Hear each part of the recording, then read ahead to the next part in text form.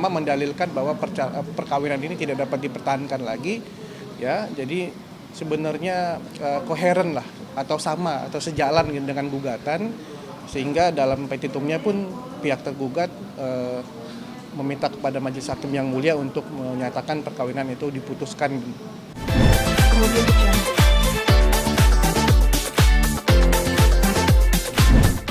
Agendanya harusnya hari ini pembuktian dari kami, dari penggugat.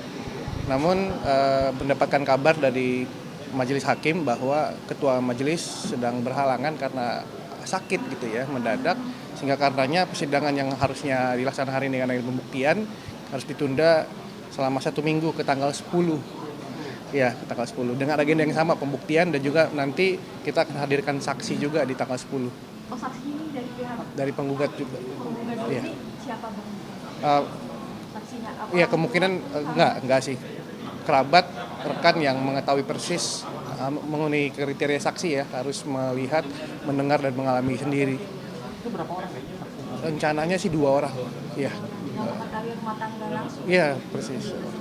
Oke, Bang, hari ini mau tidak mau ditunda. Mungkin bisa dijelaskan sidang kemarin-kemarin yang dilakukan secara daring ini agendanya apa saja? Iya, karena kita wajib litigasi sekarang ya, e-court, semua diupload melalui website Mahkamah Agung. Sebelum persidangan hari ini, tepatnya itu bulan Desember, tanggal 27 itu agendanya adalah mulai dari 13 itu agendanya jawabannya tergugat. Kita sudah menerima dan kita sudah membantah dan juga menanggapi di tanggal 20 dengan replik namanya. Kemudian di tanggal 27 tergugat menanggapi kembali dengan duplik. Nah, baru tanggal 3 ini pembuktian tadinya. Cuman kan ditunda jadi tanggal 10 gitu ya. Bang, Itu sih. sebagai penggugat, artinya ini kan jawab mendengar jawaban dari pihak tergugat. Iya. Apa yang mungkin dari pihak penggugat ini tidak menerima atas? Kami mempelajari jawaban dan semua kita sudah bantah dalam replik ya. Intinya sih sebenarnya sama-sama menyetujui untuk dilakukannya perceraian, sama-sama mendalilkan bahwa perkawinan ini tidak dapat dipertahankan lagi, ya. Jadi sebenarnya koheren lah, atau sama atau sejalan dengan gugatan, sehingga dalam petitumnya pun pihak tergugat meminta kepada Majelis Hakim yang mulia untuk menyatakan perkawinan itu diputuskan gitu ya, atau dilakukan perceraian. Apakah ini salah satu isi materinya terkait orang ketiga, terus soal perlakuan? Tidak terlalu disinggung kalau mengenai itu. Tidak terlalu disinggung, dan itu menjadi bagian kami lah, dalil kami, dan akan kami buktikan di dalam gugatan, di dalam pembuktian gitu nantinya. Kalau soal pembagian harta itu? Iya, pembagian harta kan tidak merupakan bahasan dalam gugatan. Ya, kita terpisah. Nah, tapi dikarenakan sudah ada prenuptial atau perjanjian kawin antara Wendy dan juga Reza, sehingga karenanya ini tidak menjadi masalah ya. Memang ada 1-2 aset gitu ya, utamanya 1 aset lah ya, yang menjadi kesepakatan antar mereka berdua, dan itu sudah disepakati siapa milik siapa, diserahkan kepada siapa, menjadi milik siapa, itu sudah disepakati semua sebelum gugatan diajukan.